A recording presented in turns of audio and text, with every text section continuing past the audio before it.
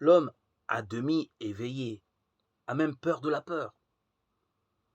Combien juste est le proverbe: qui a peur devant la porte de l'enfer entre dedans. Et celui-ci, celui qui redoute la mort l'engloutit. Celui qui redoute la douleur est vaincu par elle. Non, non, la peur ne produit rien de bon. C'est pourquoi il faut être libre et brave en toutes choses et tenir ferme. Ce ne sont pas les circonstances extérieures qui nous rendent faibles et inefficaces, mais notre crainte. La crainte est notre plus grand ennemi. Toutefois, c'est un ennemi créé par nos soins, un ennemi par la grâce de notre pensée erronée. Pourtant, les hommes qui craignent beaucoup de choses sont enviables en raison de leur richesse. Ils possèdent une grande force de pensée et de sentiment. Seulement, ils l'emploient à faux. S'ils utilisaient cette force correctement, ils seraient plus puissants et plus fortunés que leur entourage. La crainte est un mode de pensée erroné, une force gaspillée.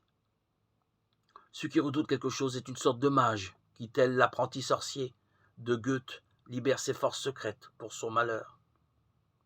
Mais contre les bacilles de la peur, qu'ils proviennent d'une fausse éducation ou d'ailleurs d'autres, il est un remède: la cure de pensée correcte. Il est aussi facile de s'engager sur la mauvaise voie que sur la bonne. La faute, c'est la faiblesse. Les choses qui se prétendent dans la vie de l'homme sont les mêmes pour tous. Ce qui diffère, c'est l'usage que chacun en fait. Il dépend de notre pensée, qu'elle fasse sa force ou sa faiblesse.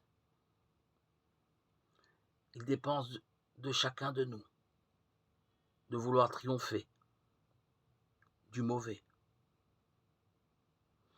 En vérité, rien n'est à redouter que nous-mêmes. Et nous n'avons rien à craindre sinon les conséquences de nos erreurs de pensée. Tous les obstacles, toutes les faiblesses et angoisses, nous les avons volontairement acceptés dans notre vie, qui venaient du dehors ou que nous avons créés en nous. Et c'est pourquoi nous-mêmes pouvons les anéantir. Jusque-là, nous n'étions pas libres. Seul peut-être heureux, comme dit le psaume, celui qui ne craint plus. Et comment nous libérer de cette peur?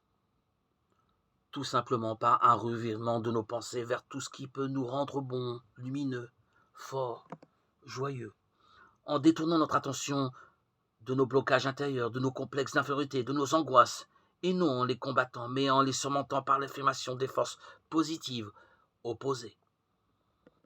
Le précepte du Christ peut s'appliquer ici. Ne résiste pas au mal. La rébellion est un affaiblissement.